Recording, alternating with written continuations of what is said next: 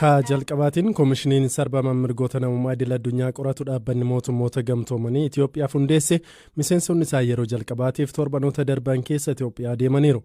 Koomishiniin kun bakkawwan sarbamni mirgoota namummaa itti raawwataman dhorkaa tokko malee akka daawwatuuf hayyamni akka kennamuuf gaafateera. Firaa'ol Balaa. Daawwannaa jalqabaa Itoophiyaatti taasisan hordofee koomishiniin kun ibsa baaseen bakkawwan haleellaan itti raawwatamaniiru jedhaman daawwachuudhaaf hayyama atattamaa fi hin daangeffamin akka kennamuuf eeggachaa jiraachuu himan. Miseensonni koomishinii qorannoo kun marii aangoota Itoophiyaa waliin taasisan hordofee ragaa namoota ijaan argan fudhachuudhaaf bakkawwan haleellaan itti raawwatamaniiru jedhaman daawwachuudhaaf dhorkaa tokko malee hayyama akka argatan abdii qabu jechuun UN ibsa baaseera. Qorattoonni koomishinichaa dhimma namoota 200 naannoo Oromiyaa keessatti ajjeefaman jedhaman ilaalchisuun qorannoo akka gaggeessan ibsa UN keessatti eerameera. Ogeessonni koomishinichaa 3 dursituu koomishinichaa fi lammii Keeniyaa kan taate Kaarii Beetii Murungii, lammii Ameerikaa Steven Raantarii fi lammii Sirilaankaa Raasikaan Alii adoolessa 18,2014 Itoophiyaa daawwachuun isaanii ni yaadatama. Koomishiniin kun adda durummaan yeroo waraanni kaaba Itoophiyaatti gaggeeffametti qaamolee waraanicha keessatti hirmaataniin sarbama mirgoota namoomaa raawwataman, seerota mirgoota namoomaa idila addunyaa diigaman, akkasumas seera baqattootaa idila addunyaa caban gadi fageenyaa fi walabummaan akka qoratu ibsi UN baasee kun ni eera. Mootummaan Itoophiyaa turtii guyyoota 5 gareen qorattootaa kun Finfinneetti taasisan ilaalchisuun ibsa baaseen Itoophiyaan hundeeffamuu koomishinii kana qeeqxee akka turte yaadachiisuun koomishinichi yeroo itti gaafatamummaa isaa bahatutti ejjennoo bu'uuraa mootummaa ilaalcha keessa haala galchee fi sirna mirga namoomaa idila addunyaa hordofeen ta'uu qabaa. Ta'uu dhabaannaan garuu dhimmi koomishinichaaf tumsa gochuu carraan irra deebi'anii ilaaluu akka jiraatu eereera. Qorannoon koomishinichaa fedhiiwwan siyaasaa hin malleerraa bilisa akka ta'u mootummaan Itoophiyaa akka fedhu ibsi kun mul'iseera. Qorannoo kanaan dura koomishiniin olaanaa mirgoota namoomaa UN fi koomishiniin mirgoota namoomaa Itoophiyaa waliin ta'uun gaggeessan haala irra hin deebinee fi tarkaanfiiwwan mootummaan itti gaafatamummaan akka jiraatuuf fudhataa jiru hin gufachiifneen qorannichi taasifamuu akka qabu mootummaan ejjennoo isaa ibseera.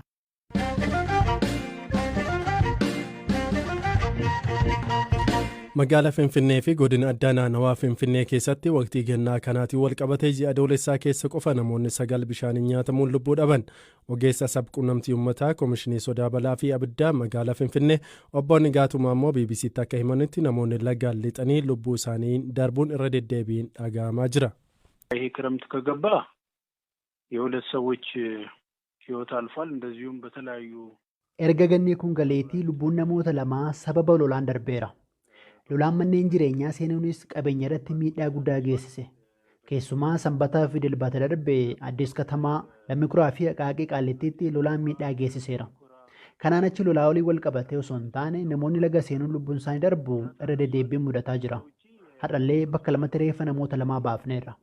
Finfinnee fi godina addaa Oromiyaa keessatti adoolessa keessa qofa namoonni 9 laga seenuun lubbuun isaanii darbe. Namoota kunneen keessaa gariin isaanii osoo bishaan daakuu hin danda'in laga seenuu fi mee gurgurtaaf ta'u argachuuf jecha boolla bishaaniin guutame keessa seenuun kan lubbuu isaanii dhaban. Kaan ammoo akkamiin akka lubbuun isaanii darbe adda baasuuf poolisiin qorannoo eegaleera. Waggaa darbee lolaa olii wal qabatee lubbuun namoota 10 darbeera. Bara kana miidhaan sababa lolaan lubbuu namaa fi qabeenya irra ga'u akka bara darbee akka hin taaneef hojiin hedduun hojjetamaa jira. Qarqara lagaa keenyaan ijaaruu, boo'iiwwan bishaanii sirreessuu fi darbeeyyuu namoonni bakka lagatti dhiyoo ta'ee fi balaa lolaaf saaxilamoodha jedhaman keessa jiraatan bakka fooyyaatti akka geeffaman gochuuf bal'inaan hojiin hojjetamaa jira. ያደረጉ ሰዎች ወደ ተሻለ ቦታ እንዲዛወሩ የማድረግ ስራዎች በስፋት እየተሰሩ ነው።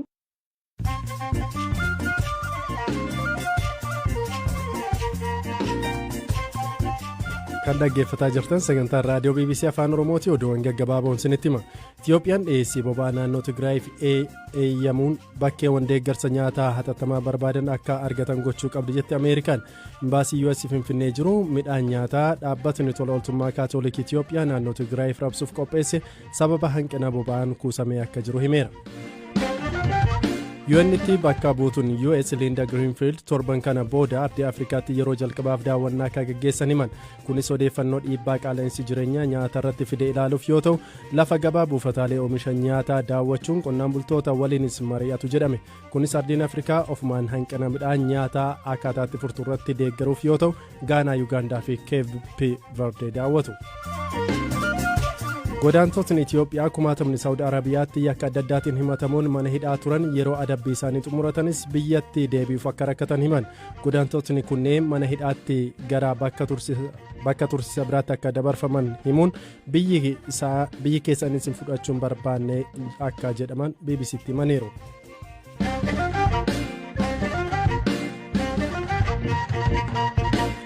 Dubbii himtuun mana marii Ameerikaa Naansi Peeloosi yeroo jalqabaaf Taayiwaan daawwachuun har'a immoo gara Maleeshiyaatti imalan. Daawwannaan isaanii kun Chaayinaa irraa dheekkamsi guddaan akka dhaga'amu taasiseera. Beekaa Toomaa dabalata isaanitti hima. Dubbii himtuun mana marii Ameerikaa Naansi Peeloosi kaleessa daawwannaaf Taayiwaan erga galanii booda hooggantoota biyyattii waliin mari'atan. Qondaalonni Ameerikaa olaanoon Taayiwaan yeroo daawwatan kun waggoota 25 keessatti ka jalqabaate. Daawwannaan kun Beejingiin hedduu dheekkamsiiseera. Daawwannaa isaanii dursuun Chaayinaan akka qondaalonni US gara Taayiwaan hin imalleef akeekkachiistee turte. US garuu inumaa yeroon Taayiwaan cinaa dhaabbannu isa yeroo kamiyyuu caala amma jechuun qondaalota ishee garas ergite. Taayiwaan biyya ofiin of bulchitu yoo taatu, Chaayinaan garuu naannoo isheerraa fottoqxe kan booda ofitti ishee deebistu akka taate amanti. Taayiwaan akka biyya taatuuf beekamtiis hin kennituufi. Ministeerri dhimma alaa Chaayinaa Waang Yi ibsaarra baasaniin warri abiddaan taphatan dhumni isaanii gaarii hin ta'u, warri Chaayinaa arrabsan adabbii maluuf ni argatu jedhan. Ameerikaan maqaa dimookiraasii jedhuun walabummaa Chaayinaa cabsiteetti jechuun daawwannaa Naansi Peeloosi fedha Chaayinaa malee Taayiwaan daawwatan qeeqan. Ameerikaan imaammata alaa Taayiwaan waliin qabdu hordofuun hariiroo dippiloomaasii ishee akka gaggeessaa jirtu ibsiti. Gama tokkoon Ameerikaan imaammata Chaayinaa tokkitti waan Chaayinaa akka kabaju himti. Imaammanni Chaayinaa tokkitti jedhu kun ammoo mootummaa Chaayinaa tokkicha ka Beejing malee ka Taayiwaaniif beekamtii hin kennu. Gama biraan ammoo Ameerikaan hariiroo alidilee tahee Taayiwaan waliin qabdi. Odolli Taayiwaan kun akka haleellaa ishee mudachuu malu ofirraa ittisuuf meeshaa waraanaas itti gurgurti. Dubbi himtuun mana maree US Naansi Peeloosi Pireezidant Joo Baayidanii fi Pireezidantittii aantuu Kamaalaa Haarisitti aanuun nama sadaffaa Ameerikaa keessatti aangoo guddoo qabanidha. Daawwannaa isaanii kana hordofuun Chaayinaan barbaachisaa fi haqa qabeessadha jechuun shaakala waraanaa Taayiwaan irraa fageenya kiiloomeetira 16 irratti akka gaggeessitu ibsite. Kunis guyyoota 5 kan ture yoo ta'u, dhukaasa fageenya dheeraa deemuu danda'us hammata. Ministeerri humna ittisaa Chaayinaa shaakalliin gaggeessan kun daangaa bishaaniirraa Taayiwaan gariin cabsuu danda'a jedhan. Qondaalonni US Chaayinaan daawwannaa kana akka sababaatti fayyadamuun Taayiwaan irratti muddama uumaa jirti jechuun komatan. Pireezidantiin Taayiwaan Tsai Ing-wen Taayiwaan irra ta'ee jedhamee doorsisi waraanaa gahaa jira jedhan. Itti dabaluun Taayiwaan dandeettii ofirraa ittisuu ishee cimsuuf waan barbaachisu hunda ni raawwatti jedhan. Abbootiin taayitaa buufata doonii Taayiwaan dooniiwwan shaakala Chaayinaan gaggeessuuf jettu irraa maquun ulaa imala biraa akka barbaaddatan dhaamaniiru. Ministeerri geejjibaa Taayiwaan karaa imala dooniiwwan gara biraa argachuuf Jaappaanii fi Filippinsi waliin mari'achaa jiraachuu himaniiru. Naansi Peeloosi yeroo hooggantoota Taayiwaan waliin mari'atan Ameerikaan waggoota 43 dura Taayiwaan waliin dhaabbachuuf waadaa galtee turte. Har'as ejjennoo keenya akka hin jijjiirre agarsiisuuf jilli keenya Taayiwaan dhufee jedhan. Daawwannaa Peeloosi kana senaataroonni Ameerikaa 26 deeggaranis Joo Baayiden qorannoo waraanni biyya isaanii gaggeesseen yaada gaarii miti jedhanii ture. Sodaan amma jiru kana booda Chaayinaan meeshaa waraanaa Raashiyaaf dhiyeessuun haleellaa Raashiyaan Yuukireen irratti raawwachaa jirtu deeggarti kan jedhudha. Chaayinaan haga ammaatti Raashiyaaf deeggarsa waraanaa kennaa akka hin turre ibsaa turte. Ameerikaan ammoo Yuukireeniif meeshaa waraanaa gurguddaa deeggaraa turte. Muddamni biyyoota gurguddoo addunyaa lamaanii akkuma Raashiyaa fi Yuukireen waraana biroo kaasaa ka jedhu fuulduraaf ka ilaallu ta'a.